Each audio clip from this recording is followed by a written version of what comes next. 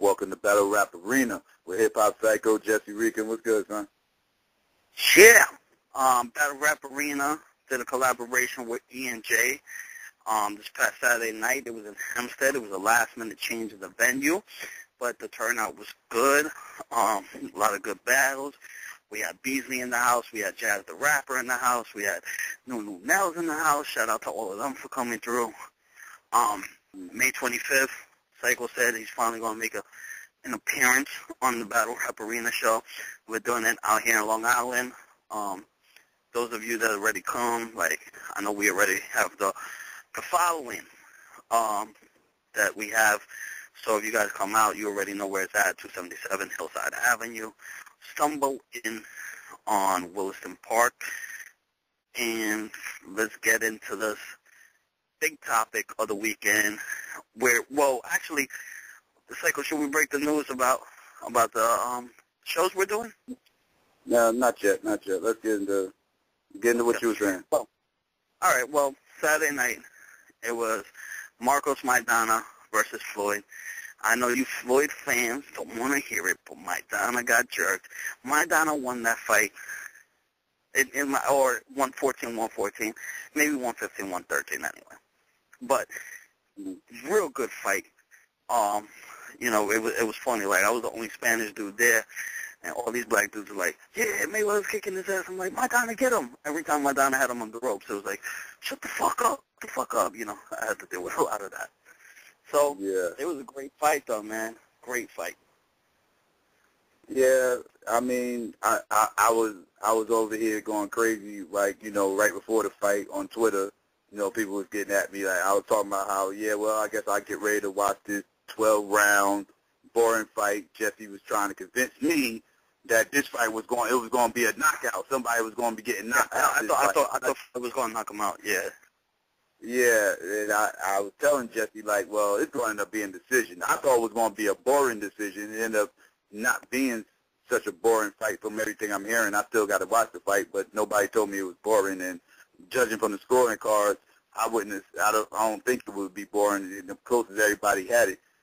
So, but at the end of the day, I was right. It was a 12-round decision. Like I said, Jesse, Jesse's, I don't know what makes him think anybody's going to get knocked out in the Floyd Mayweather fight. I have no idea, but because that shit I thought Maidana was going to pressure him into knocking him out.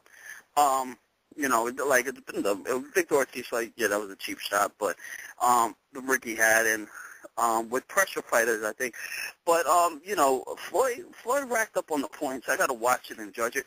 I was on the phone with you earlier. You heard when that dude just stopped me when he heard us on the phone talking boxing. And you heard his opinion right there. Who do you think won? And he said he thought Maidana won. So it's a real 50-50 split on this. And everybody that's saying, oh well, it's mostly Floyd. It's mostly, let's keep it a buck. It's mostly Floyd haters that are saying Floyd lost. Let's keep it. It's the people that wanted to see Floyd lose. I didn't see the fight, but like I said, I don't think nobody who watched that fight is going to say anybody clearly won. If anything, they're going to say one person edged it over the other person. And when you get a boxing match like that close, you know what I'm saying? It could go either way type shit. The champion is 9 times out of 10 is going to walk away with the belt. If the fight is that close that you got a debate on it, then the challenger is never going to walk away with the belt in that situation. You have to beat the champion. You have to clearly the champion. You can't make it. Here's my whole problem with that argument. Here's my problem with that argument. De La Hoya Mayweather. So Mayweather didn't clearly beat De La Hoya, and De La Hoya was the champ. Nobody ever argues that. Well, that's a rarity. That doesn't normally happen. And you have some people that argue down saying Mayweather did clearly win, but it doesn't. That rarely happens. But for the most part, Jesse, and you also got to remember, Floyd Mayweather was a big name. He was a big name. There was two big names going against each other. This is Floyd Mayweather, big name, versus Maidana, small name. Like you got like what was the difference in the pay you was telling me before? Was That's what I wanted to get $37 million. Floyd got like 36 out of 37 million or some shit. Like this is like Floyd got 36 million. Maidana got 1.5 million. That's like this is what I'm saying. This is what I'm saying. Like it wasn't like I promise you that gate wasn't split up the same in the De La Hoya Mayweather fight. Like it wasn't even close to that large of a margin like between the two. So you know it kind of, you know it's politics, man. It's boxing. I shouldn't even have to tell you. You're a boxing fan. I shouldn't even have to tell you. But that 1.5 million, that's ridiculous. I mean, at least give the guy like $5 million, you know. Oh man, go ahead with that, man. What do you mean throw it? I mean, yeah, he should get more money, but I mean, you know, Floyd ain't having that shit, man. Like Floyd, that was the old catch up with the old Pacquiao fight for the longest time. Well, yeah, you know, Floyd wanted to do 50-50 split. But, you know, it's funny, like, we were talking about that, like, that's like, if Adi Boom got Lux, man, niggas gave Adi Boom $200 compared to Lux getting $40,000. You know what I mean? Like, yeah, exactly. That's the equivalent of that. Like, it's fucked up, but that will be the equivalent. It's just some old crazy-ass number. Like... That shit is ridiculous. Yeah, but I'll tell you this much: Maidana's next payday expected to be a lot more than this, you know. And you know, is he going to headline the next pay-per-view? I guess it depends on who he's going up against. People have been saying that, you know, Floyd rematch. I don't know. I don't see that happening. Against Adrian Broner rematch, maybe I could see something like that. Broner hasn't been looking impressive at all. So I don't know, man. I don't know. It should be interesting. But I will tell you this. A lot of boxing fans are going to keep their eye on Maidana right now. He shot up his popularity. 300%. Oh, yeah, definitely. You know, what'd you say? No, I didn't say nothing. Go ahead. You were. I was saying, yeah, he did wonders for his brand or whatever, you know what I'm saying? Like, his next fight, he's going to be able to demand a whole lot more money. So, like, yeah, this was a come-up fight for him. It was a come-up fight for him, and it was a reality fight for Floyd fans. Because I'm letting you Floyd fans know the end is near. Oh, yes, the end is near. This was the fight right here. I don't know about that. I mean, he only has 3 more fights. The end is near. The end is near. I didn't say it's here. I didn't say it's here today, but it's near. Oh, it's closer than you motherfuckers would like to admit. I'm letting you know. Like, cause a fighter like Floyd, it's gonna be when he falls, it's gonna fall fast and hard, just like Roy Jones. It's gonna come out of nowhere, and you motherfuckers ain't even gonna see it coming. It's gonna fuck y'all head up. Because 1 minute Floyd sitting on top of the world, the next minute he gonna fight somebody, and it might be a tough fight. And it's just going to happen. So he's going to get caught because he's not as fast. You already see his speed slowing down. He's slowing down. He's getting older. Like Father Time is undefeated. Like he's getting older. He's not 20-something. No. Father Time is not undefeated. Bernard Hopkins beat Father Time. No, he didn't. They still fighting. He just lasted long with him. He's lasting long. And you got to think, a lot of people like forget about Bernard Hopkins is. Like, he wasn't worn out. By the time he started boxing, like, he didn't have a lot of miles on him. Because he started boxing late. So he didn't have a lot of miles on him. That's a great statement. That is a great point. Bernard Hopkins did start at a late age. You're absolutely right. And the other motherfucker I could think of that fought forever, George Foreman, he took a 20-year layoff. He took, like, a 20-year layoff in between fighting and shit. So, like, again, he didn't have a lot of miles on him. Like, you know, so, yeah. I mean, you know, like, so, but at the end of the day, Father Time's going to get him, too. Like, actually, he's already got him a little bit, you know what I'm saying? He's still struggling. He's still struggling. But Father Time got a rap on him, son. Like, he ain't the same Bernard.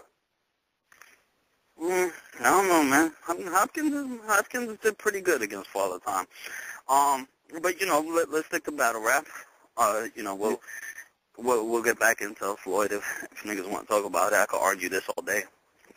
But, you know, I was happy Saturday, so. Yeah. But, you know, let's get back into battle rap. Some big cards coming up, man. MTV shows about to air.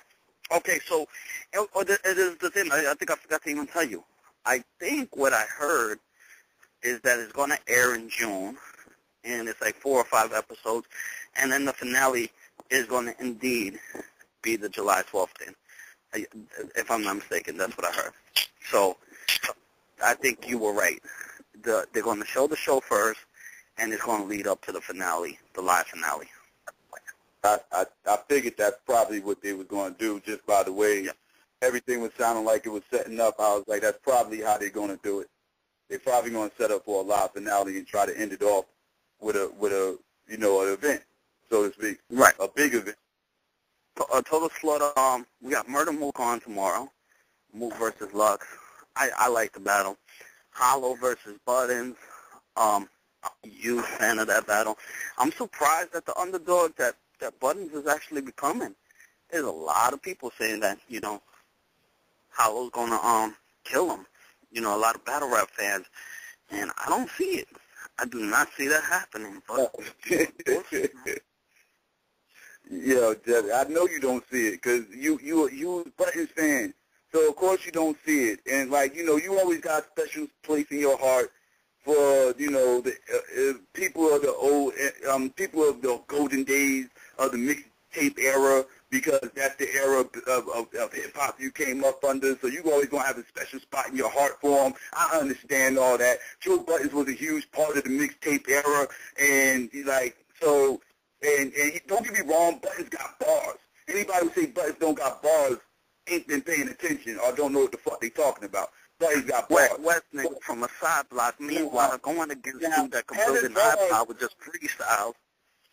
Okay, I ain't asked you to start reciting the bars. I'm just, he got bars. And anybody who says he don't got bars ain't paying attention. So, but the difference is the difference between having bars for tracks and having bars a cappella for the stage. It's a completely different animal. You really don't seem to understand that. That's because you never laid down a track for a song in your life. So that's why you probably don't get it, and you can't fathom there's an actual difference. But I have laid down a track for a song when I was like 17. I was just mad off beat with it. I don't think the song was very good. Exactly. That's my point. It's not easy. That's my point. Some people good at it, some people not. And the people that is good at it probably is not good at what these motherfuckers do on stage. And and the same vice versa. Just because one can do one don't mean they can do both. Some people can do both. Everybody can't. Some people, some people this is their specialty, and the other people, music is their specialty, and they can't do the other shit. You know what I'm saying? Yeah, we got Saurus on the line. I know he wants to chime in on this. Yeah. Yeah, the Saurus, you there? Yeah, what's good? What's going on? I use that. Oh, yeah, I actually, Psycho don't even know. I gave Saurus some bad gambling advice. Thank God he didn't take it.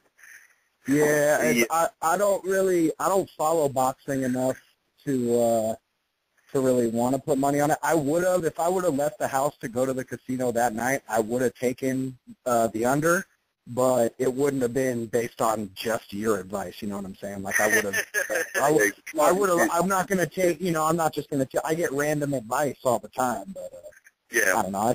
I stick to football and NBA playoffs. Oh, that's man. That's why you're one of my favorite battlers. It's not even because of your battles. It's because you make a living off of professional gambling. You have my dream job. You know what?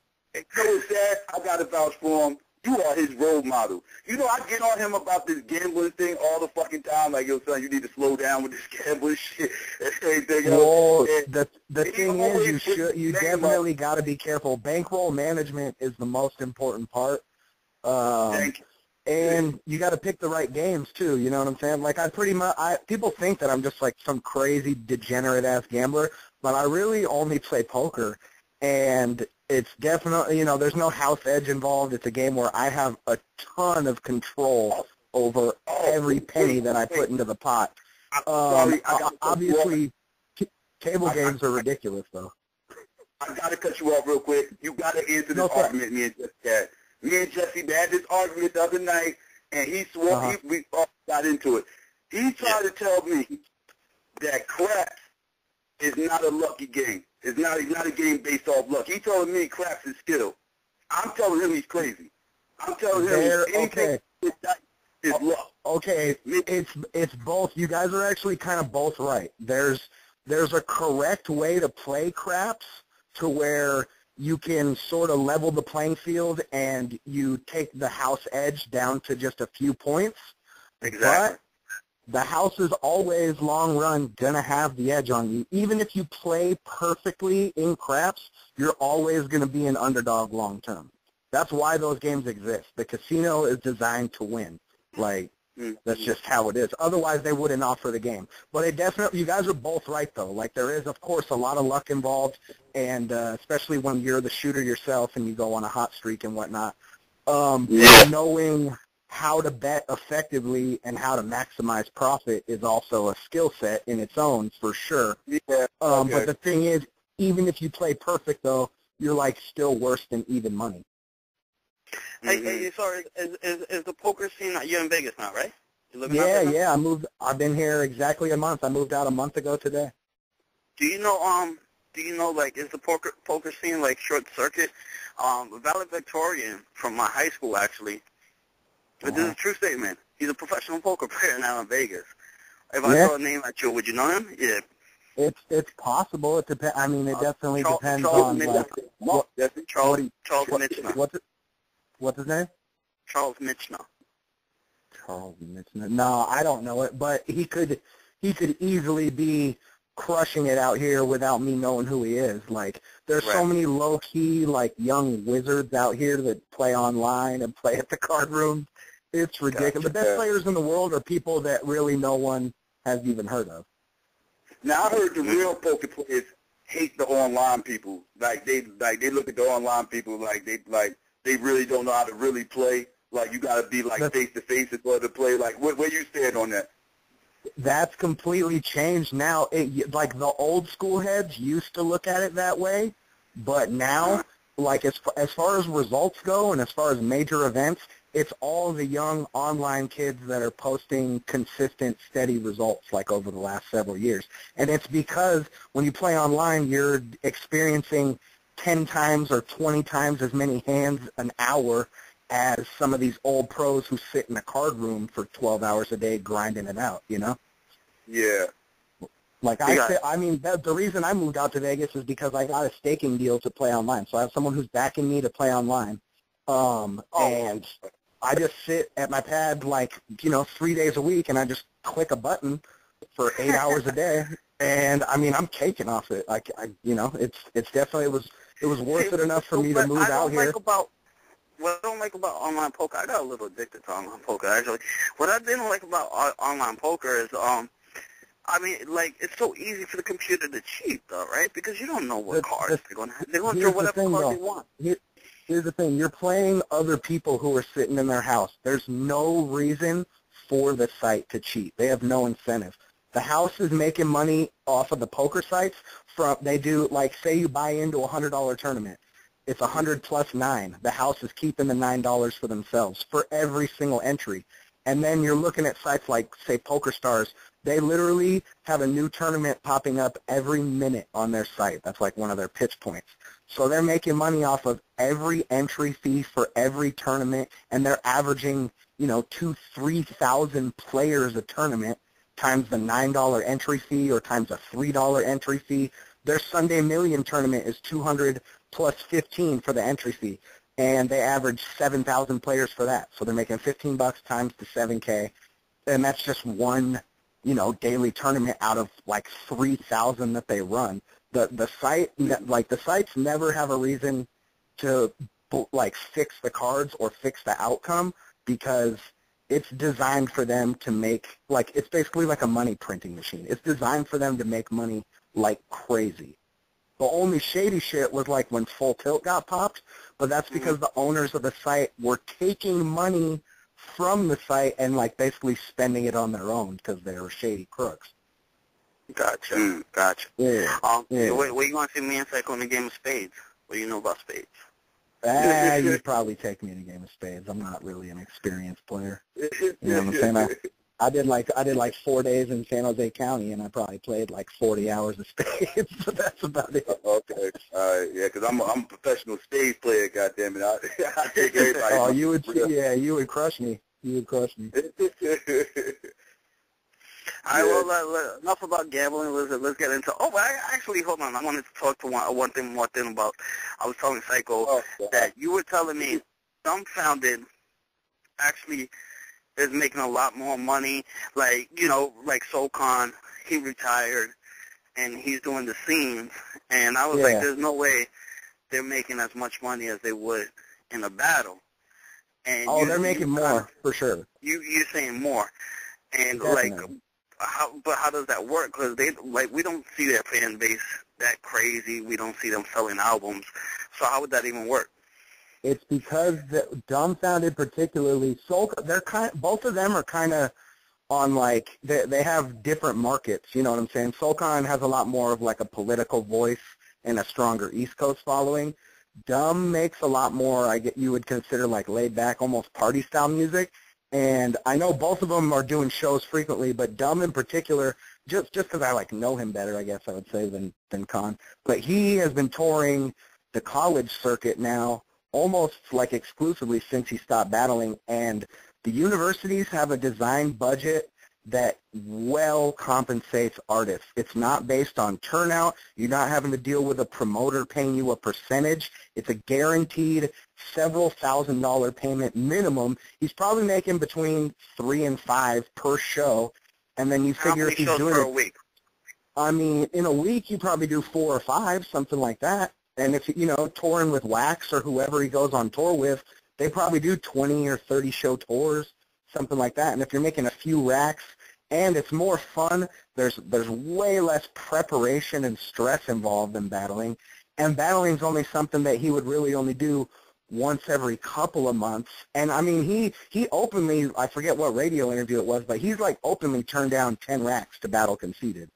Like, and he said straight up because it wasn't about, like, he doesn't care about the money. He's not tripping on getting paid once for a battle, because if you look at the guy doing, say he does 15 shows a month and he averages. No, we're talking about Dumbfounded or SoCon? Yeah, Dumbfounded. Say he does, 15 shows a month when he's touring and he averages 3,500 a show or something like that. That's what the universities are paying, thousands easily. That's what the market is, and they have these budgets to where they have to spend this allotted amount that they're given, because that's how they keep their departments alive.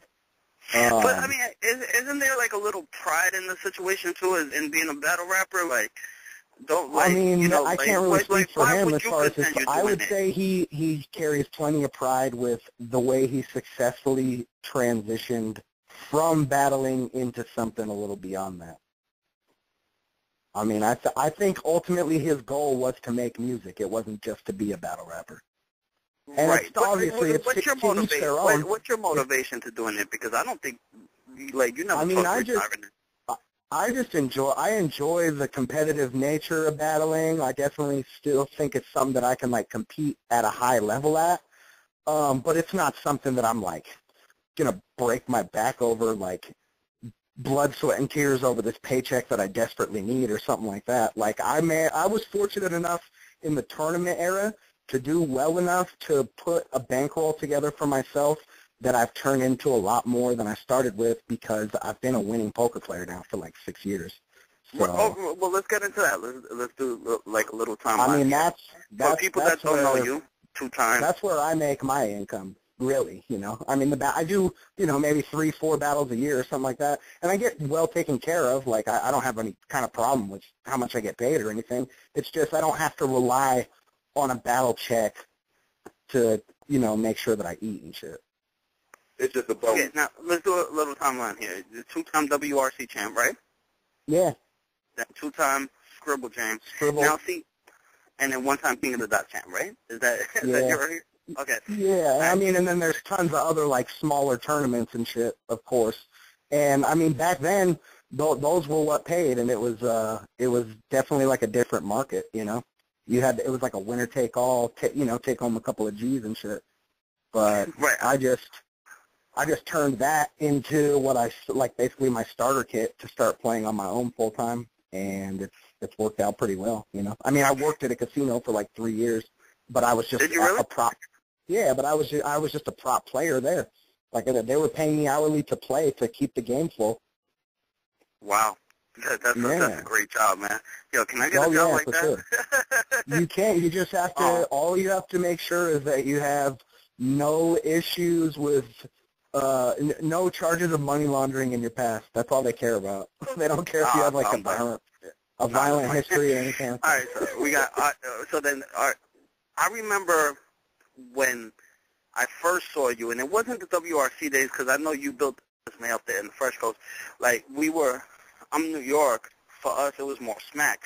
Like my first battle with the openly admitting the written was Murder Mook, and then from the freestyle days, I remember like the Power Summit and like the 106, and we had the 106 in Park. I mean, everybody saw it, but that's what I didn't know about the Scribble Jam tournaments and stuff.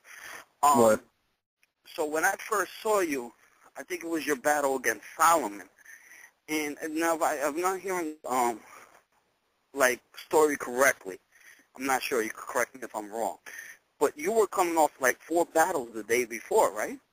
And it was the same. It was the same day. So, like I battled in that tournament the same night that me and Solomon battled, and Solomon was supposed to be in that tournament, but at the last minute he withdrew from it because he said he wasn't trying to fuck with the company that was throwing it because he said they were racist. And he like didn't respect their views on a lot of things, which was weird then because then they approach him like, well, will you battle the Saurus after the event? I'm like on camera, and he's like, yeah, I'll do it. That's hella weird to me. Like you withdraw from a contest that was paying $2,500 that he obviously had a legit shot at winning, especially back then. That's when he was like an unstoppable force. Mm-hmm. But yeah, he withdrew from that. This Ilmac went on to win it.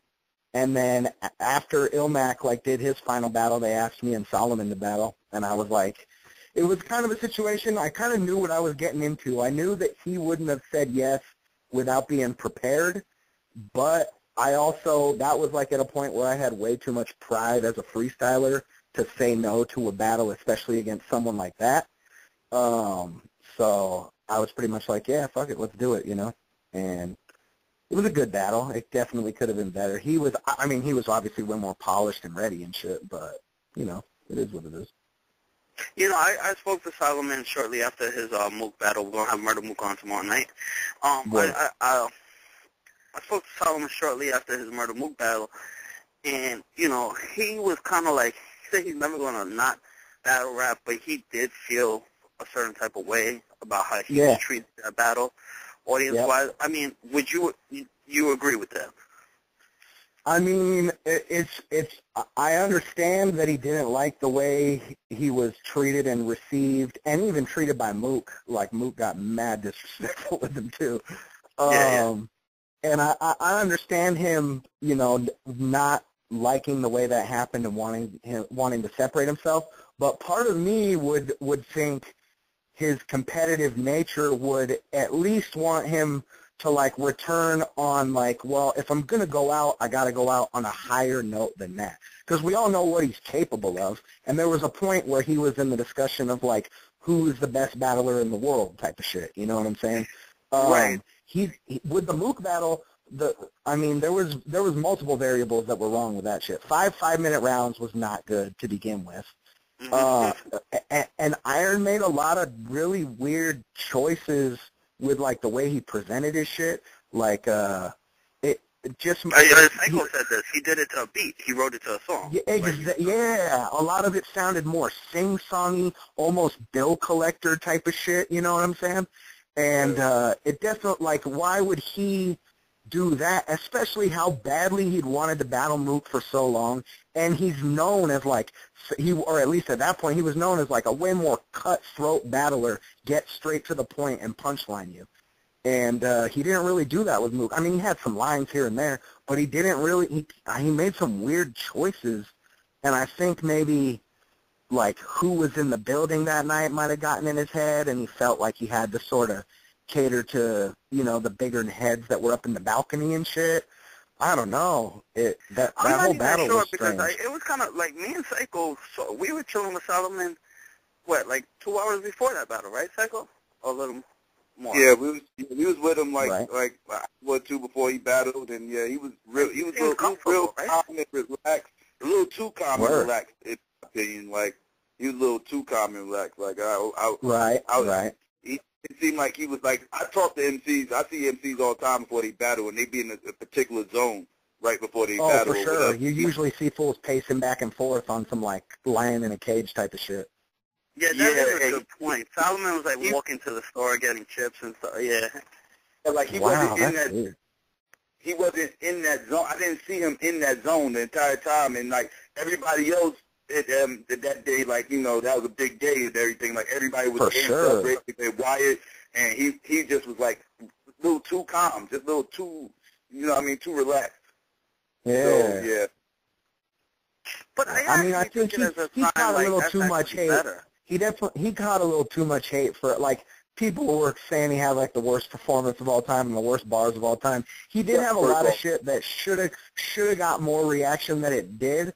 The crowd definitely kept him on a really short leash and didn't let him get away with even, like, marginal shit. But I'm surprised that's the note that he decided to go out on. Because even Mook recently said, like, basically, I apologize for the Solomon battle, and when I battle Lux, like, I know what I have to make up for.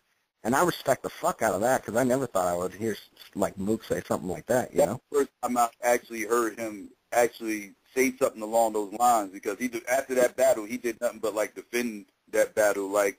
Yeah, like exactly. I mean, it was clear that he won, and I know that he was trying to highlight that more than anything else, but like when him and Lux was announced and he had the humility to be like, look, I'm sorry for my last performance, I'm trying to make up for that.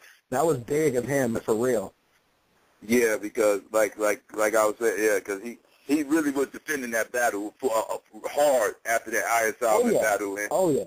Of course, I mean, you kind of have to when you wait that long, and then you're getting, he made the money that he did off of it. He definitely had to a certain extent, like, defend his case for sure. Mm-hmm. Him and Lux is going to be ridiculous, though. What about you, man? You never got that offer from URL? Are you ever trying to go into that stage? Is it like? I mean, it was talked about like a while back, a little bit. I just don't think there's so few names. I know I wouldn't right off top get offered a name that would, like, interest me in battling. Like, it wouldn't motivate me to the extent I would need to be motivated to go there. Like, I know, and I understand why, but I know that I couldn't go over there and get a match like Verb or Arse or something. You know what I'm saying? I would have to get, like, Newborn or Lotta or someone who's more on the come up. You want the Verb, and you want the Verbs, and yeah, I mean, not necessarily Verb himself, but someone in a similar grouping, and I know that it's easier for that type of stuff to happen in the lane that I'm already in, obviously. It's just, I know, and I understand that they would make me work for a match like that in the URL, but it's just, I'm at a point where I've been battling so long, like, I don't feel the need to want to go through the motions of anything else again. You know what I'm saying? Like if I want to battle Verb or Arse or something like that, I'll just beg for it on a different platform. Yeah, you feel like you put in enough work to where you already established yourself to where you ain't got. Yeah, exactly. And I mean, I get that the URL platform is the biggest, and I understand that I shouldn't get like a huge match as my first URL, but I mean, like, while I understand that, it's just there's no reason for me to want to feel like I'm taking a step back with an opponent or something like that. You know what I'm saying? But at the same time, you said like a different platform for Verb and Arsenal, right? So do you feel a certain type of way of like don't flop, book Sharon, and like versus Sharon and Arsenal? See, that's what I'm saying. I could I'm okay with being able to do something like that in a league like that, or even obviously in KOTD. Like the chance of me getting a battle like with Arse or someone like that hypothetically in KOTD is 500% more likely than it is for me to happen in URL. You know what I'm saying? And I'm okay with that because it's more of a crossover type match anyways, whereas URL is like typically they pit, you know, their own against their own type of deal. And it's good. That's like how the battles come out so well, where you get a lot of the crossover matches in KOTD and Don't Flop and in the smaller leagues. And I think that would probably suit me better. Yeah, I agree. But whatever, if I got offered fucking, you know, Arse or something like that in URL, hell yeah, I would jump on that. If they can. Obviously, I would do it, but I don't expect it to happen anytime soon, you know what I'm saying? Right, you're pretty much saying the matches that you feel like will be offered to you is not enough motivation for you to do it. Yeah, exactly. I mean, there's only so many battles I have left in the tank to begin with, you know? It's not like I'm going to be doing it for another 5 years and shit. So wait, hold on. Are you talking about retiring soon? I'm not PH. No, I'm playing. That's the homie. Shots fired. No, I'm not planning on retiring soon. I'm just saying it's, you know, I don't have like an infinite number of years left that I'm going to be doing it. There'll definitely reach a point sooner than later where I, you know, focus solely on just relaxing and doing my own thing. You know, we've had this on the show numerous times. You called in one time when this was on. Yeah. You know, and well, first of all, my apologies to you because I've been trying to get you on for a while and it always seemed like a time. Oh, no sweat. It's all good. I've had a chaotic schedule, especially like the last year. But you know, so Diz has been on the show numerous times. Last time Diz was here, you know, Diz was pretty much saying the motivational thing and, you know, that he just doesn't feel motivated. And, you know, like me and Psycho were saying as fans, we don't feel motivated. No, like, we're not seeing the great battles we did. I don't know if it's the oversaturation or something, but, like, yeah, like, with you, like, I thought you, like, your battle versus Dumbfounded is crazy. You know what I mean? That's what made me a Saurus fan. And then it was kind of like, but then your battle versus DNA kind of feels, or your battle versus Hollahan is crazy. But, like, with, like, DNA and stuff, like, that was a good battle. But it wasn't the caliber of Thesaurus versus Hollahan or Thesaurus versus DNA. You feel like you almost, or you disagree with that? I mean, the battle with Dumb was like 5 years ago, so almost 6 years ago now. And even the battle with Hollahan was like 4 years ago. Right. And, I mean, part of it is just the way audiences have changed and what they're, like, more driven to, like, how the way material has changed, the way it's gotten received and shit. I know that I have to continue to at least, like, update or evolve somehow in order to, you know, stay at a competitive level that I want to be at. I can't just do the same shit. But do you feel like you lost some love for battling, though? And, you know, no, I wouldn't say that I've lost love for it. It's just, I don't know. I still, I guess I'm more selective now about what I take. It's not like back in the day where I would just kind of battle all comers type of shit.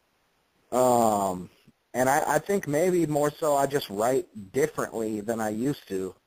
More than, I don't know if it's better or worse. For a lot of people say that, like, my last few battles have been better than anything I do or did, you know, in the years past, which to me is, like, more motivation than anything. Right, and, you know, and, no, yeah, I understand that. And I cook DNA too, by the way. I agree to disagree. You know, I give DNA. I actually feel like DNA does better over there on that crowd, the King of the Dark crowd. He needs to take fewer battles for just a little while. I mean, it's been a minute since he's had one now, but I think he was just wearing himself thin. You know what I'm saying? Like, yeah. Just when you take too much, your mind kind of eventually bottoms out, like, at least temporarily, you know? He just was kind of overworking himself and shit. Right, there's an oversaturation that happens. Yeah, exactly. JC did it too, you know? So, me and Psycho were talking about this too, like on the show we had with Shotgun Suge. Remember the gym conversation we had, Psycho, where I said he got lost in the transition? of the freestyle period in the written. Yeah, he did. Oh, Jin did for sure. Right. Yeah. Now, did you feel like you almost got caught in that same thing? Because, like, for me, it's like 2 battles he got cooked in was Jones and Solomon, right? But it was like they and he had got the like written, roasted. right? And Jin had the freestyles, and almost like you and Solomon too, because you could tell Solomon's shit was a little more written than yours. Oh, Solomon. definitely. You know, so did you almost get lost in that same transition? Like, was it hard to adjust because you're from the freestyle? I had a way age. cleaner transition than Jin, because like my first written battle ever was against Madness for like, it was like Grind Time West Coast first event, and that's a really good battle. And then I went Madness, and then I want to say Madness, Diz, Dumbfounded, Ilmac, or something like that. Like, those were the first ever written battles that I ever did, and they're some of the better written battles that I've ever done to this day. I thought that I kind of had a smoother transition than a lot of the old school freestyler heads who tried to get involved, for sure.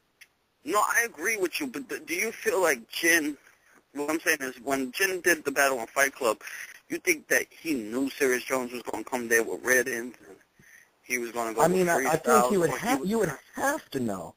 I thought Jin, that like him losing the way he did was kind of his bad, because how could you let it happen twice is what really baffled me. Like he let it happen with Sirius. Okay, let's say that caught him off guard and he expected a freestyle battle. Then he takes the battle with Solomon for redemption and basically like complains about Solomon writing too. It's like, well, bro, you've already been through the motions of this before. You should understand the process at this point and maybe write and prepare yourself, you know? Maybe he had too much pride to write 3 rounds for a battle because it's something that he's never done before. I know that I used to have that stance until I like understood that it was, you know, that battling was taking a change towards the written approach. Yeah. I don't really know why Jin would let it happen twice. That's like the most baffling thing to me. There's a chance maybe when he took the serious battle that he was like, yeah, you know, I guess this will just be a crazy freestyle battle.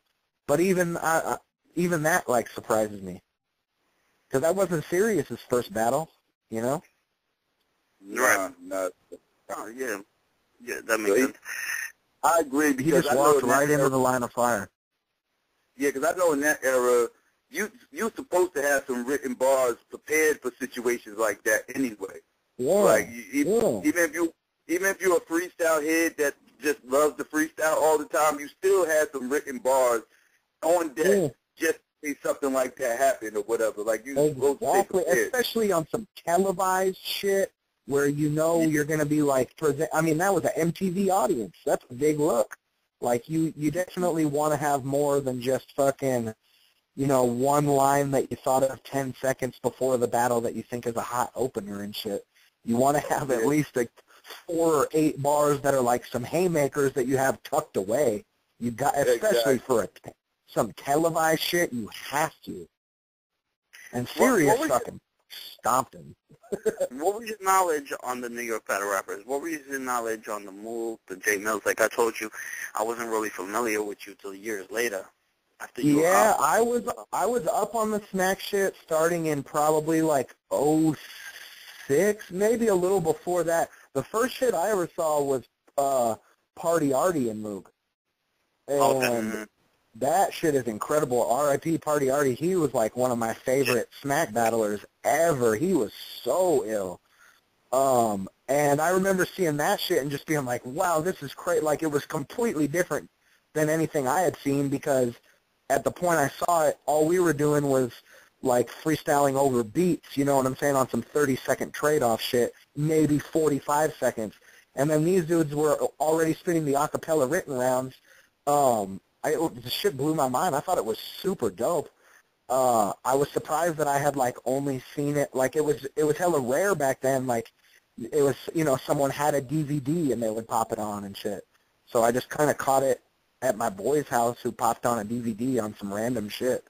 And then since then, you know, kept looking, trying to find more and more. I knew about Lux from 106 before I ever knew of him as like a smack rap or a smack battler, you know. Yeah. Smack was on his hustle. He used to, if I'm not mistaken the story, Smack used to just take the camera, walk around, and created that DVD that That's so ill. became crazy.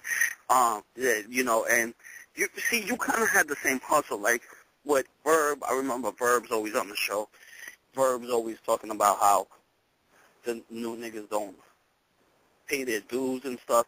He had to stand outside for hours in the cold.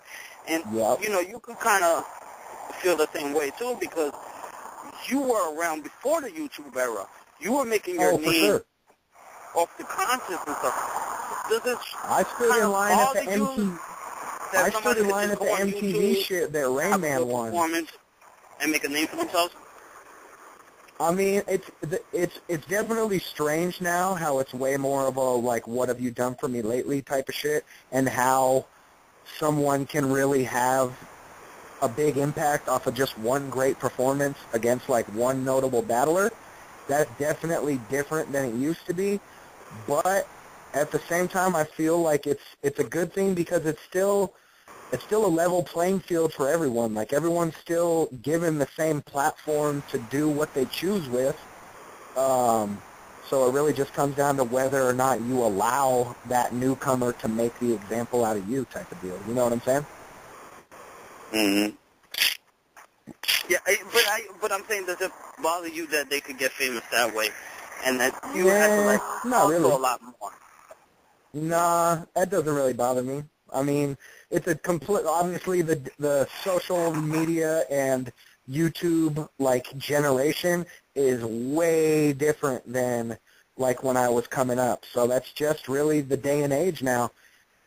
People are more accessible and more, I guess there's obviously way more light on it now than there ever was. So that's just kind of the way it happens. I don't know if necessarily someone who would blow up off of one battle is going to be built for the long term, if that's what they plan to do, because they might get a little too gassed too early. But I mean, I guess that just comes down to the person. You know what I kind of see with blowing up off of one battle a lot too. I think a lot of people that face Daylight seem to blow up off that Daylight battle. Which one? Which battle though? XL, Interstate Fat. I think, Oh, the homies, like, yeah. Huh? I mean, Day has done, like, what, 18 battles in the last 2 years or some shit? Yeah, he's going crazy. He's definitely smarter than the average person doing it, because he goes into every setting that he goes into with a plan to get talked about, like something that's going to be spoken about after the event no matter what. And then just when he does that and he has his opponent completely worried about what he's going to do, then he throws away the antic bullshit and bars the fuck out of him. Like, I think Day has a really smart grasp on what he's doing. I mean, I know he's definitely, like, next level trolling to a certain extent, for sure, but he's aware of it. He's fully aware of everything that he's doing. And he definitely has, like, I would say he has, like, a full body of work that has gotten him attention more so than just, like, one battle, you know what I'm saying? Because there's so many different, like, fucking crazy things that the guy's done. Yeah, I know Psycho didn't really like the KKK outfit. Yeah, hey, I thought that was, like, some of the most uncomfortable shit ever. I was just like, really? But, I mean, he's going to do some outlandish shit and throw a curveball almost every time. And then the time that he doesn't, it's because he's, like, coming with the best bars that he's ever had, you know? He gets people preoccupied with what he's going to do, and they don't think about what he's going to say. Now, all right, do you feel like, I'm going to jump a little bit here, do you feel like you helped Pat say with the Hollahan battle, when you talked about the white pride tattoo? To this day, I don't know if it's true. I mean, I believe it. I feel like you went around asking.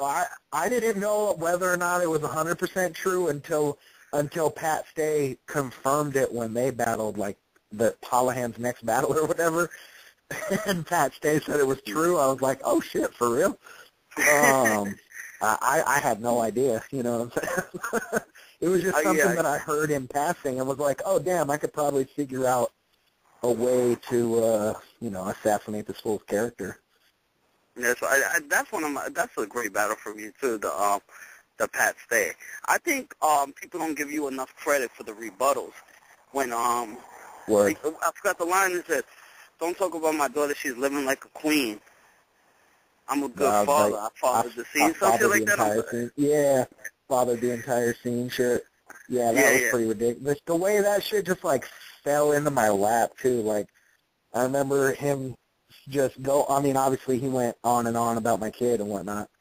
And there was a point where it just, like, clicked in my head, like, oh, damn, he's making it this easy. Like, all right. Because I told him before the battle, like, if you do what I think you're going to do, you're going to lose. And he pretty much did what I thought he was going to do. And he slipped up, which I didn't expect, because you, like, never really see him fuck up. Yeah, for me, he kind of, like, went too, like, he went, like, he was trying to be too disrespectful, where... to the point, like, it wasn't even clever, that battle. I'm a Pat Stay fan, too. But that battle was... me too. I think Pat's dope. Yeah, but that battle, it was kind of like, it wasn't even clever. You know, it was kind of like... Yeah, he was more, I think, honestly, I think he kind of got lazy with the writing and shit. I think he was planning on taking it really seriously, and then maybe slacked off a little bit, and then was like, all right, well, let me just, get back on my Mark 1 and say some shock-worthy shit, really. I mean, he even, like, hit me up before the battle and was like, yo, I'm just letting you know. He's like, I'm not, like, he was basically saying, I'm going to rap about your dad, but not as viciously as you might expect, basically. And I was just like, well, whatever, if you're going to do that, you're going to lose. Yeah, and it's funny, too, because you're from, like, with the rebuttals, like, Hollow does great rebuttals, like I said, but I don't think you get the credit for the rebuttals. You have a lot of good rebuttals, Especially in the freestyle battles. Like, my first battle with Sharon that I did was a freestyle battle in Canada, like 2 or 3 years ago, and, well, I mean, we both do it. We did, like, a 4-bar trade-off, and we both just flip every fucking line of the battle. It's just actually pretty crazy. Yeah, that's hot. What do you think about, like, Hollow, like, going on to battle Joe Budden and stuff, because you were there at a time where you were the bigger name than Hollow. Yeah, but Hollow might, I would respect anyone making the argument that Hollow is the best battler currently, like, in battling. I think you could easily make a case for him. He does everything well. He continues to get better. He makes it look so fucking easy and natural. Hollow probably is, like, the best, most complete battler in battling, and he's gonna wash Budden. I understand you're a Budden fan, and I respect Joe Budden as an artist and everything, but his Budden's writing isn't geared towards battling. Like, yeah, he's got bars, and I'm sure he's capable of writing a punchline. But you're a gambling man, right? You want to make a wager on this battle? The thing is, it's not going to be judged. I'm not trying to make a bet on, like, what the YouTube comments are going to say. You know what I'm saying? I got it. If there was like a judging panel, like if we picked 7, say me and you picked 7 people that we both agree on, and had them, like, give their answer or whatever, then maybe I would consider it. But are you going to be there July 12th? It's possible. It depends. The World Series of Poker, the main event of the World Series starts July 6th, and I think it goes until the 14th, so it'll just depend on if you get a little bit or not. Yeah, because every year I bust in day 3 or day 4 of the main event, so if I'm not in it, I'm definitely coming out. Like, I don't see how I could miss something like that, Mook Lux is huge, Were you ever in the World Series of Poker? Were you ever in the World Series of Poker? Yeah, I've played the last 4 years. Oh, you did? Who's the biggest poker player you ever played? My bad, Psycho. Go ahead. The biggest, I've had a couple different sessions, or been in a couple tourneys where Barry Greenstein's been on my table. He's hella well known. Todd Brunson is Doyle Brunson's son. This dude, Pius Hines, he's a German dude. He actually won the main event like 3 years ago. My homie Jeff Madsen's like really well-known 3-time bracelet winner. He's a sicko. He's actually like a fan of the battle shit. There's hella poker players that follow the battle shit. Like Daniel Negreanu, he's one of the more well-known players in the world. He like follows the battle shit and is a fan. Phil Ivey follows me on Twitter and shit, which is hella crazy to me. But I know like a fair share of the pros on the scene. More of them, like more so now, are like the younger heads and a lot of the internet dudes. But the poker scene, a lot of those dudes follow the battle shit. It's actually pretty tight. Oh, okay, that's what's up. Like I'm actually battling a poker pro at the World Series of Poker this year, and Bluff Magazine, which is like the #1 poker website in the world, is gonna film it and host it on their site and shit. That's what's up. So you've been on ESPN before, on the show? No, I've never gotten like direct TV time, but there's been shots where you can like, you know what I'm saying, see me with my head down or my hat fucking in the background on like a different table. I've never made a televised table or nothing. Okay. And that's really just every year that I played the main event, I've never gotten like a noticeable enough chip stat going to where they would cover my table. Okay. Maybe this year. Yeah, that's what I'm hoping for. I'm playing like 12 events this year, so it's going to be a big series. Were you, I gotta ask this question. Were you influenced by M? There's a lot of M in your style. Do you hate that question? No, I don't hate the question. No, I was definitely influenced by M, but I had like already started rapping and writing on my own before even ever getting like really into M shit. I used like I had more of an influence on cats like Gifted Gab from Black Alicious, AC Alone, the Freestyle Fellowship heads. Those dudes, even like Razkaz and shit, those dudes had more of an influence on me like early on when I got started. And definitely, I'm not gonna lie, he definitely was an influence, but not when I first started. I see, so like some comparisons, like if you go back and watch like you on Spreadroll and M's Freestyle Right. days, like there's some comparisons to be made between you two. Word. And I felt like, I always thought that like he got an influence. Yeah, I'm sure an influence was there, but he definitely wasn't one of like the main ones, you know? Especially when I first got into it. I would say I was probably more influenced by like Idea. That was going to be my next question. Yeah. Rest in peace, Idea. Yeah, for sure. If Idea was still, do you think Idea could have made the transition into this form of battle rap? No, I don't, because I think by the time he finished freestyle battling, that wave had already surpassed him. He was incredible at the time that he came in. But the way that shit started evolving after that, I think it got like way more technical than he was, and it was more. He would have like back then, you know, it was dope for someone to have like a sick punchline once every 8 or 12 bars. You know what I'm saying? And then you like the more of an influence he had, and cats from that era had on the younger dudes, the guys from my generation.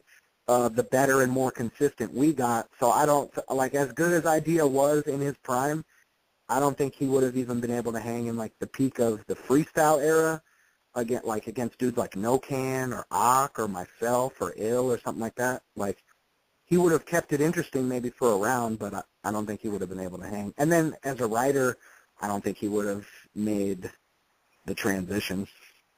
His writing was way different. He was way more abstract, you know what I'm saying? He's like an Anacon dude, so he was a way more abstract writer. Yeah, I would have said Sage Francis would have a better chance at transitioning, I think. All right, Psycho, I'm going to ask the question. You're going to get tight.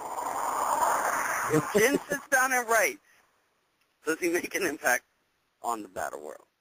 Jin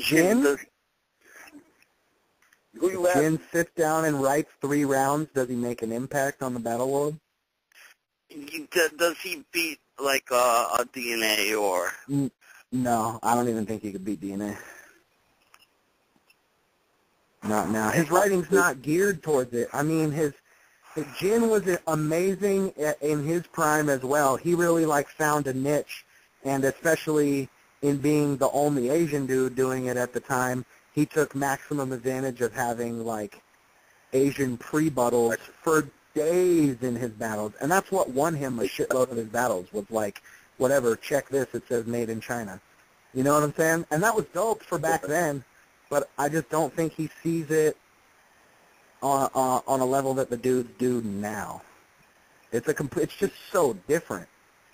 Such a different era. And Jin's not necessarily a hella technical, like, punchliney, impactful writer. You know what I'm saying? Like, he's a good writer, but he's not, I mean, you know, I wouldn't consider him some crazy battle lyricist or anything. Yeah, I mean, he won 100,000. Yeah, he did in a freestyle battle, though, in the early 2000s. Yep, in the Power Summit. Yo, what's the most that you ever won, Saurus? Was it 40? Is it 40 G's? We won 40 the second year. I got 10 each year at Scribble, 10 the first year for WRC, and 40 the second year for WRC. All right, 40. So you won what Lux charged to battle. Yeah, I mean, yeah, but me and Il also had to split it. Like that was, you know what I'm saying? Oh, I got you. Yeah, because it was 2 on 2. Still 50 G's, though. Yeah, I don't be making that Lux money unless I'm at the table and shit. You know what I'm saying? For him, he actually had to compete for that money, though. Lux didn't have to compete for the money. Lux got his money. I know that is, and that's insane to me. Like the way, even what Mook did with Solomon, like they created their own worth, stuck to their guns, and made it happen. Like I got the utmost respect for that. They definitely created their own market and demand, and had their demand met, and then some. Because he didn't even just get 40, didn't he? He got 40, a door deal, and like a cut of pay-per-view or some shit. Like some crazy. Yeah, I don't know what the prices was. I don't know what exactly the prices was, but yeah. I know that he had more than just the 40 though. He had like a cut of either door or pay-per-view. And then I want to say they gave Hollow some sort of incentive for, like, the same type of shit. Well, Hollow said that he got 30, I believe. That's so tight. Because I promise you battled more than one motherfucker for that 40,000 that you got. Oh, yeah, definitely. We had to battle like 10 teams twice, you know what I'm saying? Shit was ridiculous. This man stood on stage and did 3 rounds and collected. Yeah, I like the competitive, I remember Star and Bucket Wild. Didn't he make the offer? He said, I'll put up 40 G's, Hollow versus Lux, and the winner gets the 40. And I felt like that was a great idea. Yeah. Well, I mean, if that would have been the case, then Lux would have went home with nothing, though.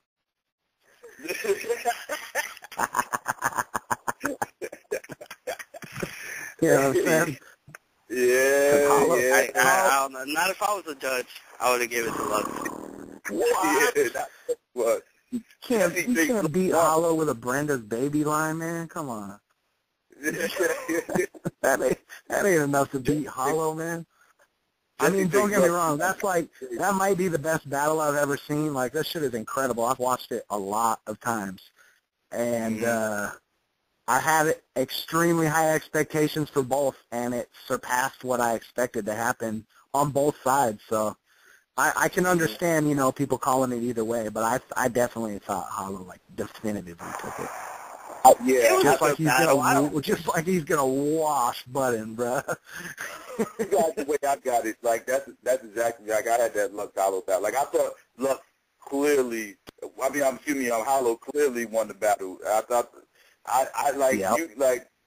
you could 2-1. If you really wanted to get technical, you can make an argument. He won every round. To be honest with you, you can make an argument. That's what I'm saying. You could make a case that he 3-0'd him. You really could. You can, but you can also make a case that Lux won. You know what I mean? Yeah, he's gonna wash Button though. Yeah. I expect Lux to beat Mook. I expect Lux to beat Mook, but I really like I said earlier about Mook, like having the humility to know that he wants to surpass his last performance and shit. I didn't even know he said that. Where did he say that at? I didn't even know he said that. I saw him post it online, and he said it as soon as him and Lux got announced. It was on the MTV shit, like with when Sway was interviewing him or some shit. Oh, wow. Yeah, like when they had them and Slaughterhouse in the studio. Something like, do you think the humility that he took off of that means like he's taking this a lot more serious? Like I definitely do. I think it's gonna be close. And their first battle was close as fuck. People argue that battle for days. I think it should be the best Mook we've ever seen because he knows that he has to do that if he wants to win. But I feel like Lux is going to approach it that exact same way, and I would probably favor Lux's best over Mook's best, but it could. I don't expect that to be like a body either way. What do you got for that battle, Psycho? Which battle? Buttons and how? Mook Lux. Nah, Lux and Mook. Lux. I don't want to look like a Lux hater or nothing, but I think Mook got something to prove, and I think Mook going to come back and bounce back and right. You are a Lux hater, man. Go ahead. You could openly admit that. I'm not a Lux hater. I'm not a Lux hater. You called me mad happy thinking that, Hollow beat Lux. What happened? What happened to him? He won. Jesse, you was on this show the entire time with me, and you saw all the heat I caught for saying before the battle, months before the battle, that Hollow was going to beat Lux when they stepped in the ring together. Everybody thought I was crazy. All the Lux fans, they was getting at me. They was getting at me. Yeah. Jesse, you was one of them. You was one of them. You was leading the charge. He won. So after that battle, you got there right. I called you up after that motherfucking battle popping shit. You got there. I was like, yeah. What was all that shit you was talking? Like, yeah. But you're a Lux hater, man. Just admit it, man. Just admit it, and we can get on.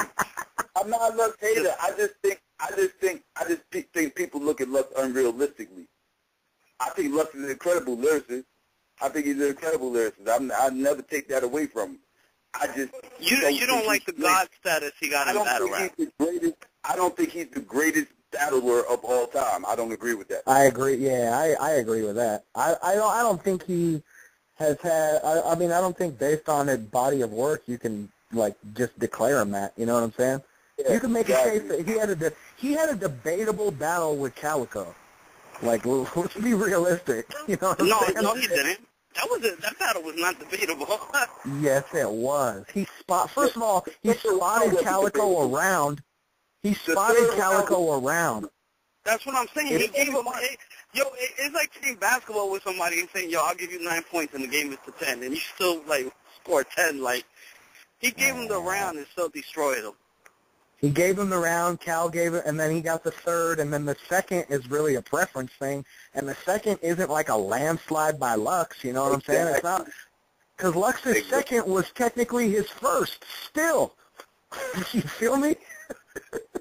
Yeah. I mean, don't get me wrong, I consider him, I have no problem acknowledging him as a battle icon, who you could make a case as one of the best to ever do it. And as far as, his level of charisma and lyricism goes, he might be second to none on that shit because his presence alone is just fucking crazy. And it even was on 106. He was eons ahead of everyone he battled on 106. And it wasn't even just a rap standpoint. He out-rapped him, but he has, a larger-than-life presence about him. You know what I'm saying? He's not just some rap dude getting up for the camera. There's a huge persona. I've said that about Clips. Hey, Clips, for sure. For sure. I remember the first time I seen Clips live was against Hollowhand at World Dom. And, I've always been, I've always been a Clips fan, but I never fully understood how highly regarded he was until I seen it live, and then I was like, oh shit, this man just gets it. He sells it he's pitching you his lines perfectly, you know what I'm saying? And the way he presents his shit is so clean. You can't tell when he's going in and out of freestyle and written, which is insane. fucking, he definitely has that same type of, like, larger-than-life presence about him. Even Pat, to an extent, has that, too. Clips versus X Factor, I'm telling you, not one person in that room left thinking that battle was going to be debatable on camera. And, Clips just owned that room. And then when it dropped, people were saying, well, X Factor might have won. This is a better battle than y'all said. People used to bug me out about that. People used to swear up and down it was because Clips was battling in New York. They used to swear it was because Clips battles in New York, and I used to like, no, it's not just because he's battling in New York. He just commands your presence when he's on that stage. Like he draws you in, and he's funny. He's funny. He's witty off the top of his head. So it's like it's hard not to get on in when you're live in person drinking and trying to enjoy a show because he gives you a show while battling. Yeah, so definitely. And it's like, if you've never seen him live, it's like you won't get it. And you will probably think, oh, it's just because he's in New York. But he gets the same reactions up in Canada. He gets the same reactions that was the first time I seen him was in Toronto against Holohan, and that shit was especially because Holohan's like one of their heroes. They treat him like Pat and Sharon up there, like he's their dude. And Clips just commanded that shit every second of it. He had the crowd eating out of his hand. And by the third round where he's talking about, I'm a white boy now, I'm here to get this white boy money, he had the entire crowd just on his side of that shit was nuts. I didn't expect it to be a body, that battle. But that was a body. I ain't gonna lie, I did. Jesse, I won some money off Jesse on that battle.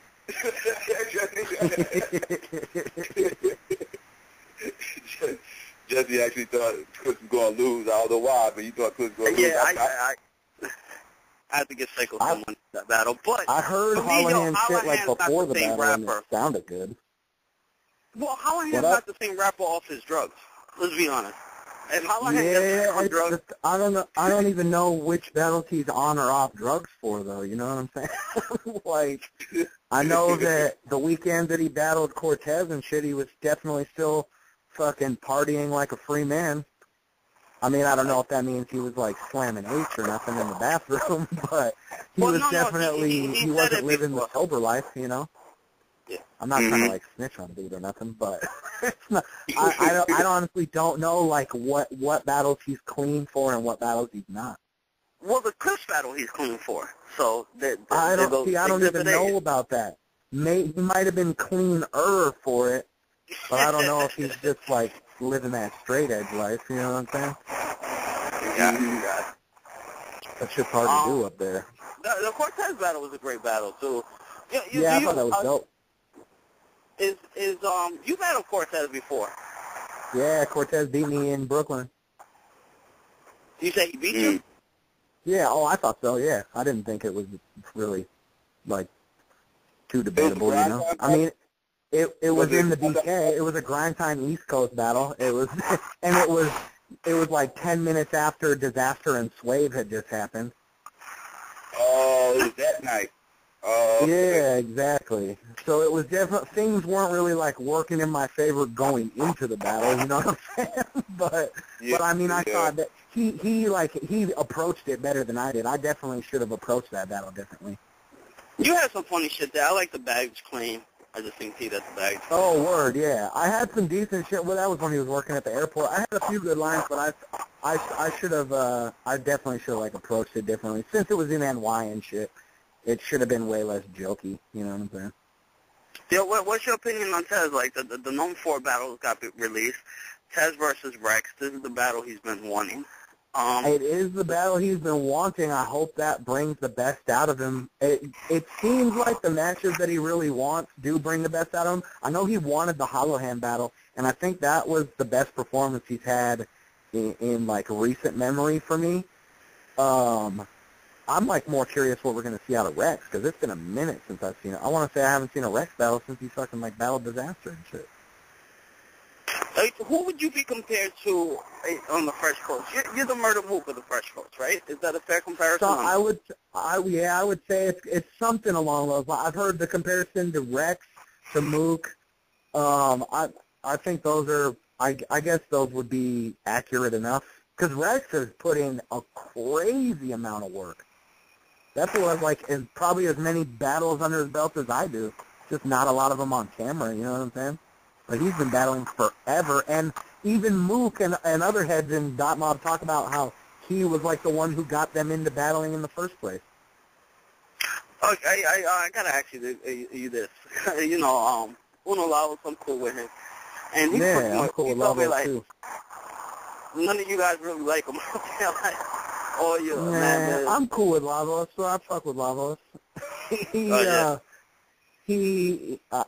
I mean, I don't have any interest in battling him or nothing like that. He definitely feels like some of the older West Coast dudes give him a hard time and shit, though, for sure. And I guess he probably has a little reason to feel that way. I know that Dan fucks with him all the time. Even Madness before and after their battle used to fuck with him all kinds. And I definitely threw my fair share of shots in there too, like while they were going back and forth. I mean, it's definitely all in good fun. Like when we kick it at events and shit, we're all good and laughing it up, you know. But yeah, I could see how he would feel like maybe some of the older West Coast dudes give him a hard time and shit. And I almost get the same feeling, like, I might be completely wrong in this, but I almost get the same feeling about, like, DNA. Like, I feel like you guys just don't like him. No, I'm cool with DNA. I'm actually cool with DNA. I've like honestly never had any kind of issue with him or anything. I think the first time I kicked it with him was when we were all in London together, like me, him, and Ars and Caustic were all in London together, and he was actually mad cool. The first time I met him was at the Diz battle, actually, and then we chopped it up after that, and he was hella cool. I never had any, issue with him going in. Maybe coastal sort of heads butting about who would beat who in a battle type of shit, but like we never had any beef or drama or anything like that. I've always been cool with DNA. He gets hella shit on the Dirtbag Dan show. Yeah. It was I can imagine. Yeah. Yeah. But I know it was like you were supposed to be the face of Grind Time, and then at that time, there's always like little marks here and there, like nobody came out straight beefing. But at that time, it was kind of like you guys had Hollow, y'all had competed, and you were the face, you were the poster child for Grind Time, right? I wouldn't say that. I never felt like that, really. I mean, I guess I was one of the West Coast staples for sure, but I never felt like I was like the poster boy or nothing. Like I didn't really want to be. I've never really wanted that like attachment. All right. Like I'm okay. I'm okay with being like regarded as a vet and shit, but I was definitely one of the staples of Grind Time West, no question. And I mean, at the time that Grind Time got off its feet, I was one of the more well-known like Grind Time regulars for sure. But I think they were trying. Each division was kind of trying to push their own dudes, and it seemed like more than one. Like you had Florida heavily pushing like Storm, Madness, maybe even Rugged a little bit. High Collide occasionally, like once he started winning battles and shit. But it seemed like each division had like maybe a handful of dudes that were getting more of a push. When we had Direct on, we've had Direct, we had Lost for everybody on. Like, did it kind of hurt you because you must have noticed it from before, that something's going wrong here with Grind Time, like there's going to be conflicts and stuff going on. Oh yeah, I mean it started. I saw it coming, a long ways away. Once the West Coast started changing like division managers every couple of months and shit, it definitely became less reliable. Then divisions started popping up all over the U.S., which kind of watered it down. And I thought, like, overdoing it kind of took away from how dope it really was. You just had so much going on in, like, 10 different places that didn't need divisions and shit. You know what I'm saying? They didn't need a Minneapolis Grind Time division. They didn't need That's when I thought it was a bit much when they had a Minneapolis division like that. Like, exactly, and like New Mexico and shit. It's like Nah, like that's what a Midwest division is for. Is meaning, you know what I'm saying? Exactly. Like you have West, Midwest, East, and Florida. I'm cool with having Florida having their own is cool because that's where it started. They should have. Like, they should have had. If motherfuckers would have did it the way I think they should have done it, it would have been an East, a West, a Midwest, and a South, and they would have just kept it that. And they would have just kept it at that, and that way it wouldn't be all watered down and everything. It would have been more quality battles coming out instead of some of the. Because I ain't gonna lie, I ain't see one Minneapolis battle that was hot. I'm gonna keep it a buck. Yeah. You know, it is like, you know, like it would have cut out the dead weight, trimmed the fat. Yeah, exactly. Exactly, because you had so many of these little new divisions trying to sort of showcase what they were considering their own talent, you know what I'm saying? And, like, their best dudes wouldn't even put up a reasonable fight against, like, mid-level NY or West Coast dudes, you know what I'm saying? Like, exactly. Like, Cali and NY have obviously, like, the deepest talent pools, and because they're so deep, and then even the Midwest, if you put the Midwest just as its own division, even they are super deep. Like, you don't need to fucking branch off and do these little small suburb league type of shits. And, you know, bring in your boy who you think deserves a shot or whatever. Like, our talent pools are deep enough to be distributed evenly. Yeah. And like you said, Minnesota dude, like, let him go to the Midwest division and work his way up. If he's that nice, he'll work his way up. And exactly. Prove yourself. If you're that dude there, then go somewhere bigger and see if you're still that dude, you know? Exactly.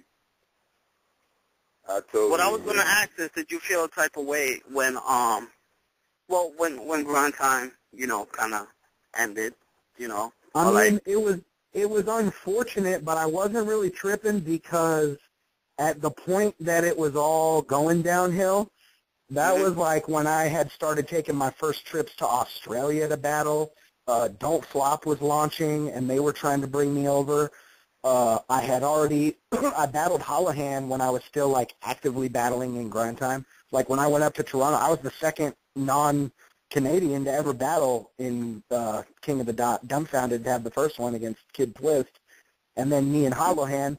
And honestly, winning the chain definitely was like a big step in towards not really worrying, because it like I kind of knew at that point that KOTD was definitely gonna see like some expansion, and if they were willing to accept, like, well, I mean, I know it wasn't Organic's plan for me to win that fucking title, obviously, but when it did happen, he looked highly upset. You see he was face, definitely tripping, because he's like, well, shit, you're our champion of our league, like, how is this gonna work? But we, like, talked about it immediately after, and he had a good head on his shoulders about it and was like, yeah, this could actually really be a beneficial thing, because it'll open the door for more of the U.S. heads to come up there. And then, like, a couple of months later, I went up there and I battled Dirtbag Dan, and that shit went over hella good up there.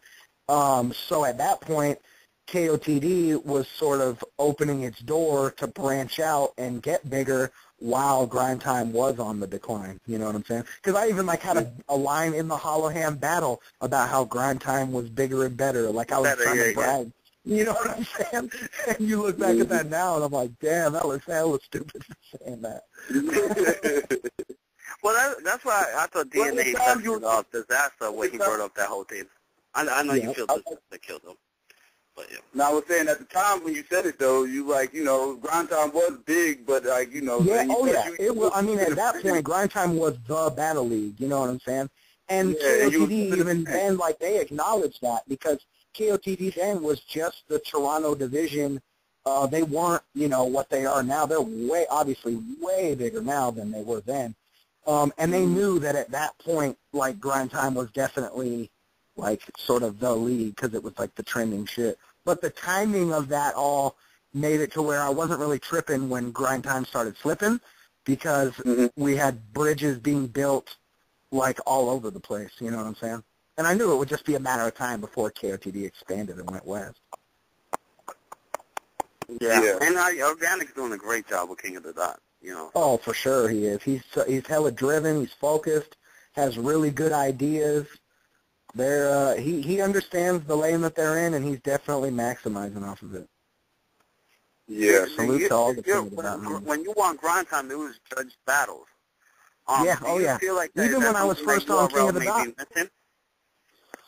I think that though I've always preferred the way URL did it, because when you got judge battles, all it really is five fans giving you their opinion, and the majority of those 5 people win. So based on that, like, you could pick any 5 and you're going to get a different outcome, like, most of the time, you know. So I always thought that having just the viewing home audience basically decide in their own mind who won, that makes it better for the longevity of it. I think it adds to the replay value of the battles, because you have people watching them more and watching them all the way through so that they can, like, decide in their mind who they think won, instead of, you know what I'm saying, disagreeing with judges, which fucking happens 99% of judge battles. But with the title, it's, you know, that's the only thing. Obviously, you have to have it judged when it's a title match. It's just weird now about who they're going to give whatever number 1 contender matches to now, because if no one's doing judge battles, how do you know whose record is worth, you know, the next contender type of shit? Yeah. Yeah. I think Clips is the number 1 contender for the KOTV title, by the way. Straight up. I know DNA has been chasing that title for all along. Yeah, he's definitely wanted it. I honestly think that Clips might be the only person who has a chance of, like, matching Pat's presence in Toronto, though, because both of them control that crowd so well, and they both come off as, like, being pretty much unbeatable up there. You know what I'm saying? Clips only has 3 King of the Dot battles, 2 of them in Toronto, and all 3 of them, in my opinion, were a body. Like, he bodied Hollahan. I thought he bodied Khan, and he killed Dirtbag Dan in the Bay. Like, I mean, I know Sharon's been putting in work, but fuck, Clips has been killing shit. I think the Dirtbag Dan one was the worst one in the King of the Dot. It was. It definitely was. And the fact that it was in the Bay, like, that just shows how good Clips is and how adaptable he is to make every audience like him. Hey, I never seen Dan actually say that he lost. You know, it was so funny. Yep. Oh, I know, and he knows that he did for this one. He won't even admit that he lost mine in his battle. He says that he lost the coin toss. That's all. Yeah. You know, a lot of things. You know, what I didn't like about Grind Time, we were speaking about judges and stuff, was it almost seemed like you guys went to unnecessary OTs. And that was the worst. That was the worst ever. It's because people don't want to vote against their boy or whatever, and it's like, I was never like that as a judge. Like, the way I saw it, if you're my boy, then take this constructive criticism and apply it if I say that you lost. You know, because I would always give a reason why I thought someone lost, but I would always try to stray away from voting OT, because it just comes off as like the politically correct, I'm not trying to offend my homie type of fucking judgment. Fuck that shit. But Dirtbag Dan, I think that's why he caught a lot of criticism in the beginning. I heard he was different in the room. He might have been a Clips in the room. I don't know. But I know, like, as far as, like, watching, like, you know, the No Can Do battle. Yep. There's no wow, way that was a crazy jerking. And that was in L.A. where No Can's from. Yeah. So that still is a crazy jerking to me, though. Like, what the fuck? And there was a couple other ones that they said Dan really lost. For sure. I thought Soulcom beat him. The Soulcom one, yeah. But that one was actually close. And Soulcom actually, like, feels like Dan won, so it's really whatever. But I even said it when I battled Dan, like, something about how basically all of his wins are because of friendship and shit. Right.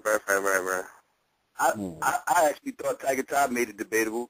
Hey, that was a tight ass battle though. When Dan said, "What's eating Gilbert grape drink?" That was the illest shit of the battle. That shit was so good. Tiger Ty's the dude, though, man. He's so ill. I hope he's on the Bola card. Jesse been calling him out for a while now, though, but nobody can find him. For real? I'm give him that Tiger swipe. No, he's definitely back. He battled Joe Cutter and shit. I know you had to feel bad. I think your battle against Dirtbag, you said you lost the tie and he's half retard.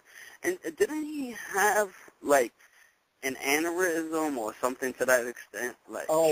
Shortly after that, yeah, or like it was like a stroke or an aneurysm or something like. It was something fucked up for sure. That probably had to eat you alive for a little bit. I felt kind of bad about it for sure, but I mean, I saw him at the Battle of the Bay and shit, like the night that he battled Cutter, and I chopped it up with him, and everything's good. I'm glad that he's like fully recovered and fucking back at it. Is he doing okay now? I've always wondered that. Yeah, he is. It seems like he's doing okay. I mean, he was in full Tiger Tie when he battled Cutter. That's for damn sure. Hasn't he used like the same verse like 3 times in the battle? In battle, yeah, he has. Yeah, right? Yeah. I used to watch it, and I used to be like, didn't he say this shit? Yep, like every line, too. Oh, man, that's classic. Yeah, that was great. You ready for call? Yeah, for sure. So, let's see. 646, yeah? 646. Now you go back to them. Yeah. Probably watching basketball. 860, you there? Yo, Jess, what up, bro? Yo, what's good, man? Yo, what's going on? Chilling. Oh, this is No Lie, yo. No Lie. Oh, word. White rapper. Well, I don't know why I have to say white. But, you know, he had a battle with Blackout. Classic shit. What's going on, man? Questions for the Saurus show? Nah, I'm sure when you were talking about who can fuck with Pat Stay, I think Hollow the Don could definitely fuck with him. Agreed. I think Hollow could wash Pat. Hollow could beat him. They were supposed to battle. They were like trying to make that happen. I think Hollow's price range is going to be ridiculous now. And if he does, let's say if you guys are right and he beats Joe Budden, I think it's going to go up to like the 40,000 that Lux wanted originally. So because the question is from there, who do you battle after you beat Joe Budden? You know what I'm saying? Like what? Beat Joe Budden, yo. I mean, just in my opinion, you got to put him at the number 1 spot, yo. He's hands down. I already think Hollow's probably the best there is in battling. And yeah, I would think it's a lock if he beats Budden that you pretty much can't dispute it. You know what I'm saying? Didn't Disaster want to go at it with Hollow? Yeah, they talked about it for a while, but they're like cool with each other now and shit. All that shit's like settled, so maybe it'll happen eventually. I know they would both like for it to happen eventually, but I don't think it's like either one's crazy on the other's radar like it used to be when they like disliked each other type of shit. You know what I'm saying? Do you think you will be well received if you battle a Math, if you battle a Mook out here in New York? How do you think that will go over? Yeah, I think I could be. It would really depend on how I approached it, and I would have to make sure to have like the right counterattack to how they came at me. I mean, Math would probably just try to like bully me and shit, but I'm cool with Math. Like we have a hell of respect for each other. But I think in a battle he would just try to like bully me and punk me. And I would just have to figure out the best way to, like, make that work to his disadvantage, which is hard to do because he does it to everyone. Yeah, Nola was good. Nola, you were saying something? I mean, just, son, that's basically what I was saying. Like I said, I called back. I caught the tail end of y'all talking about Clips and Paste. I just think that Hollow to go over there and take that chain, you know? I don't think no one over for Hollow, straight up. I just know that they wouldn't give Hollow a title shot for his first battling. You know what I'm saying? That's the only reason that it wouldn't happen. Would be because think so? I don't think they would for his. I don't think he would for his first battle. He's on top. I think he would try to book him for a battle with Pat, but I don't think it would be a title match. Like if it happened, It would happen in Cali or some shit, straight up. Word. Well, I'm going to let y'all finish up what you're doing. Yo, Jack, shout out to Battle Rap Arena, man, all day long, man. Justin Greek and Hip Hop Cycle, man. Word. Good looking. Yeah, Yo, no lot's trying to get on King of the Dot, man. How does he go about that? Who can he send footage to? Bishop? What's your advice? Depending on you're based in the East Coast? Yeah. Then probably Bishop or someone that's actually with the Toronto team. Those would probably be the dudes. I mean, the best thing to do is just link them to your battles, and then worst case you'll get, a ground zero battle at first, and then go from there. That's usually what they do. Yeah, we got Una Lavos September 28th. Noah versus Una Lavos, Battle Rap Arena. So. Oh, okay. Hey, pass that shit along, because that will definitely help, because they hella fuck with Lavos up there, so that'll definitely help you out. Yeah, that's why I told him once that footage. He just needs to win that battle. Don't let me down and lose that shit. I know you're about to cook them, because they don't care, right? Come on. Yeah. I'm looking to buy you something, man. So, that's how we doing it, man. September 28th, Noah versus Una Lavos, man. May 25th, you're on the May 25th card, too. July Street. May 25th is about to be heavy, man. Noah versus July Street. We're looking to get, Zoe Green is going down, man. Battle Rap Arena, man. Some of the heaviest new shit, man. Straight up, gotta get in tune, man.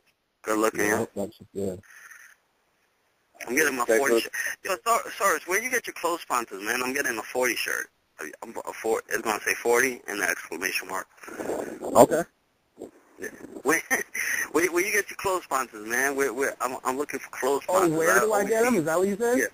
Yeah. I mean, I got my own company that we have an account through American Apparel and shit.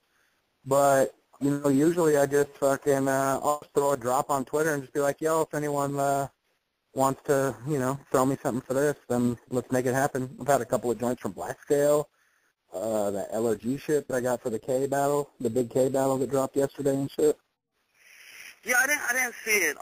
No, was it better on camera? Because you even told me it's good on camera. I mean, I think so. He still, in my opinion, he clearly took it. The footage looks fucking amazing though. Like the quality of footage is ridiculous. The battle, the level of the battle is really fucking good the whole way through. I don't have too much pride to fucking admit when I feel like I lost, and I definitely feel like K took it. But I don't feel like I did bad, and that's why I'm cool with it. Like, it's been hella well received. People are saying it's one of the better battles that have dropped this year, which is cool with me. And I definitely didn't do anything bad. I just wasn't as good as him. He killed it. He was better than he was against Ill. Yeah, I mean, you guys, it's funny with you two, because I almost thought that would have been a better battle for you, because you almost seem to perform great when you have a good opponent against you, like yeah, I mean, I tried with this one. I definitely wrote my ass off for this one. It's just he had everything going for him. He had rebuttals every round too that were crazy, but his style is so punch heavy, and it's just every line. Even the setups are good. His delivery might be like the best in battling because it's just fucking impact. Like, you feel the lines. Do you think he got set back because of the choking?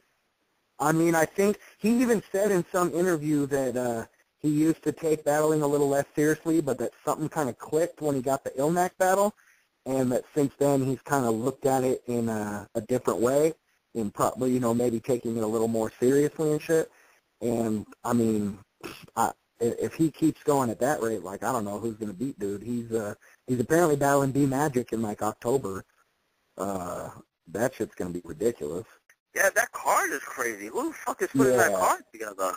It's some heads down in Arizona and shit. Yeah. It's funny, too. I don't think you get enough credit for the Immaculate battle. Yeah, I mean, it's because Ilmac had, like, a timeless performance and shit. Pretty much everybody who I battle has, like, their best performance against me. Yeah. That's just fucked up, man. I gotta put you on the hot seat real quick. You've been around for a minute and everything else. Craziest shit you ever heard said in a battle? To me or to someone else? Either you, anybody else, anything. Like, what the craziest shit you ever heard in a battle. Wow. Fuck. This fool Bender has had some of the... I ain't talking about, like, some of the...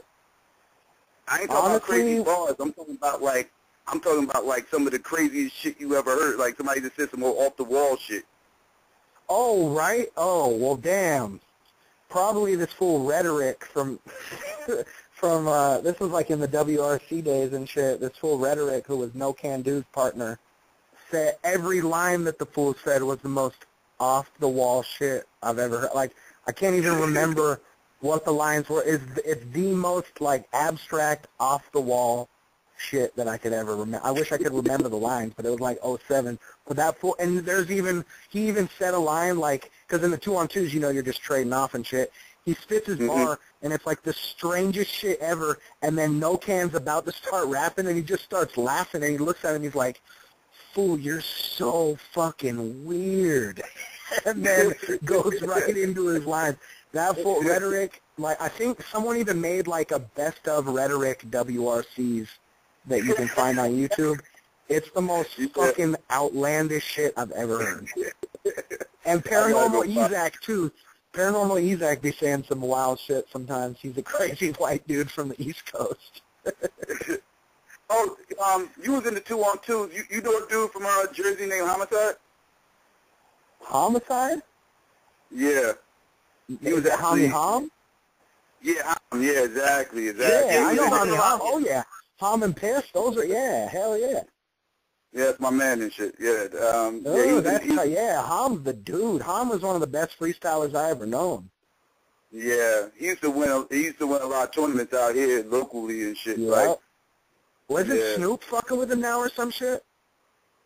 I don't know. I don't know who he's fucking with right now. I ain't talked to him in a minute, so I don't know. Right. Don't get me lying, but I remember I know him and they used to fuck with the Outsiders and shit, like Young Z. They used to run with those dudes. Exactly. Yeah, Young Z's like one of my favorites ever, man. Those dudes are so tight. Yeah, because I know they was in the 2-on-2s. I remember he was in 2-on-2s. Hey, me and Ilmac against Hom and Piff. They're probably like the best 2-on-2s we ever did. That shit is fucking, to this day. You should. To this day, that's one of the best battles we ever did. Okay, that's what's up. Yeah, hell yeah. Let's see. Let's take one more call. Let's go 907. You there? Whoa. 907? What the fuck is that? Okay, I don't know what the fuck on the highway. He wild out. Yeah. I don't know what that was. So, I remember last time you was on here, it was last year during the whole Arcane Bargate situation. The Bargate scandal. Bargate. And, I remember he was trying to go in and hard on the Fresh Coast out there. He was trying to say, like all you guys was, like, conspiring against him and everything. Like, yeah, he even said it in in the Pat Stay battle. Like, he said he was the victim of a smear campaign. You guys went in on him, though. You guys went in on him. Yeah, for sure. And I'm cool with him now. I remember, like, when I seen him in Toronto after that shit had happened, like, he came up to me, he's like, "What's up, man?" He's like, so you don't like me no more? And I was like, "No, champ, we're good." I was like, I just think it's hella funny how you, like, when I battled him, he accused me of buying bars off Kid Twist, which never happened. And then I just thought it was hella ironic that, like, you know, all these years later, he actually gets caught doing what he said I did. You know what I'm saying? Yeah. Like the irony in that shit. Hell yeah. But now, I do remember the King of the Dot, too. I want to bring this up. We can talk about it. If not, we can leave it alone. The Diaz battle and the Paul Rich. Oh, the shove? Yeah, when they recycled the line that you used before, and you got highly offended. I mean, which you should have. You know what I mean? Yeah. I mean, the only reason it bothered me is because, like, I've always been cool with Rich to begin with, but it was, like, so shortly after it had happened that I was, like, thinking in my mind, like, okay, homie, you should, like, know this is off limits. considering how recent it was. I mean, I understand that everyone has their own line that should or shouldn't be crossed in a battle, and it's different for everybody, you know what I'm saying? But it more caught me off guard because I'd always been cool with him. He was definitely never the type of kid to, like, get straight out-of-pocket disrespectful. And for him to say something like that, like, so shortly after, like, that's really what bugged me was just how soon it was after, you know what I'm saying? Do you kind of, like, look back at the battle that they recycled it from and regret using that line in the freestyle? Oh, for sure. I've apologized about that line for years, and that was actually in the battle with Ham and Piff. I said it to Piff James, and it was, the thing was, in the battle that I said it, I mean, not that this justifies it in any way,